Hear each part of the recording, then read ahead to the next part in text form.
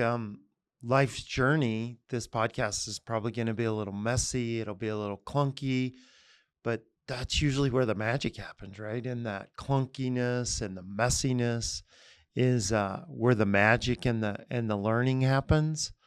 Um, so that's how I'm going to do the podcast. And maybe I'll talk a little bit about how did I come to do a podcast. Um, you know, I tell my story a lot of times with people I work with, and um, they're often like, "You got to get this out there and tell other people." And so um, I was inspired to maybe get the message out there and tell my story. So it has been a very clunky, messy journey, just like the first couple of podcasts might be, or maybe all the podcasts will be that way.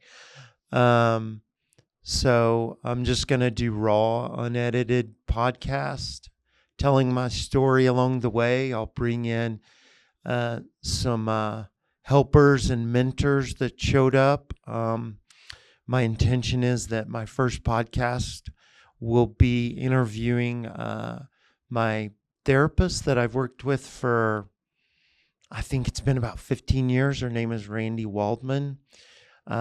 She's pretty good at what she does, and we've been working together for quite some time. And she's seen the change from when basically I hit rock bottom or launched onto the journey through to this point. We still talk every 2 weeks. We have a 1 hour session where we get on a video chat and have a conversation. So she's been there all along the way and seen a lot of journeys, and so I hope to bring her in and share her perspective on it and get her journey. She does not work with psychedelics, so that piece was all on my own. She was, of course, there to help support and kind of mentor me and help me kind of pick an intention. And I would tell her what happened in the journey, and we would do some. She would help me kind of figure out how to fit that into my life, but even integration was all on my own. So, yeah, the podcast will be like my hero's journey through the known and the unknown. I'll end up talking about some pretty scary parts. At least twice, I got to the edge of suicide.